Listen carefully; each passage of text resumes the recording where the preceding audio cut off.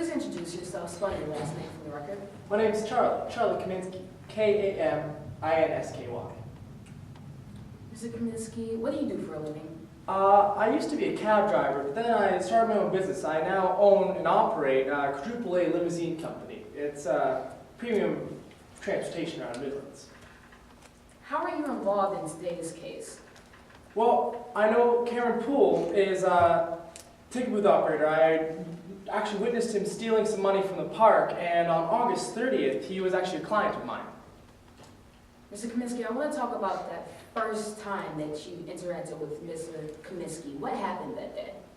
With Mr. Cameron Poole? With Mr. He was actually in the ticket booth, and I was buying my ticket like I usually do. Being a limousine driver, I always pay cash for everything because it's what I do. I bought my World Tour Pass for $35, and he did something funny with it. I didn't really know what it was right away. What do you mean, Mr. Kaminsky? Well, paid him my $35 and a 20, a 10, and a 5. Exact change, that's what I always do. And the $20 went straight into the till, but the other 15, he kind of slid it off to the side. It was kind of strange. Mr. Kaminsky, I want to fast forward to August 30th, 2012. What happened that day?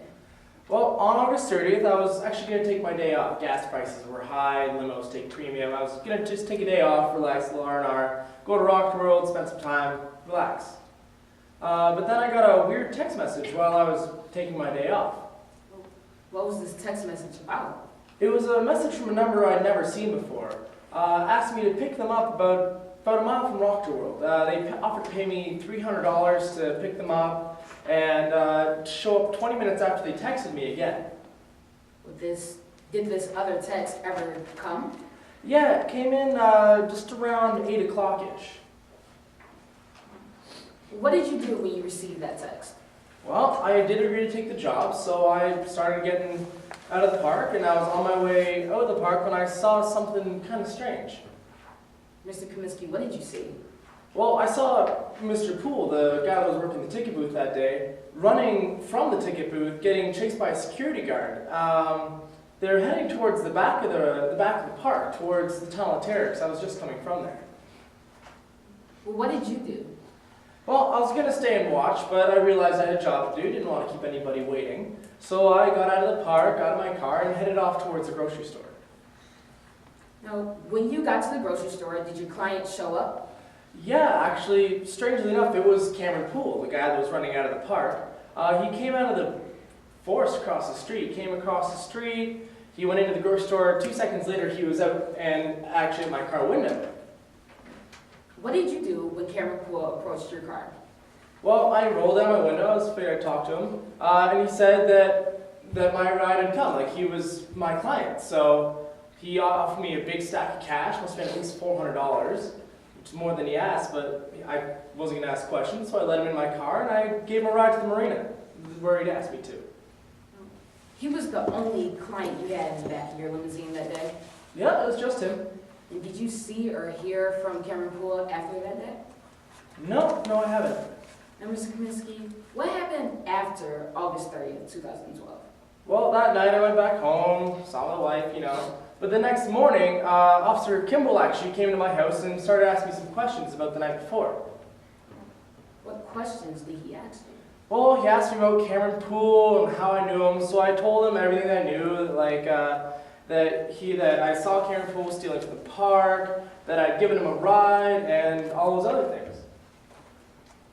After you told Mr. Kimball that you gave Cameron Poole a ride, he just let you go? Yeah, It's actually not irrelevant. Counsel, how is this relevant? Your Honor, this is relevant because after August 30th, what happened, the officer came and he questioned Mr. Kaminsky about the event. This goes directly to our case. So what fact in your case does this make more or less probable? What the question was is whether he, that after he questioned Mr. Kaminsky, he let him go. Now this is relevant because we're trying to see the actions of what Mr. Kimball did after he heard this testimony, after he gathered his proof. What Mr. Kimball did, the detective? Yes. Okay, counsel? Yes, Your Honor. The defendant, Whit Bowman, is the one at trial today. The actions of Mr. Kimball and what he did after the event in regards to Mr. Kaminsky make the defendant's guilt in today's case no more or less likely. This is not relevant. One more time, counsel. Your Honor, this is relevant. It goes right to what Mr. Kimball thought and why he made the arrest. On this testimony, it states why he made this arrest. Last response.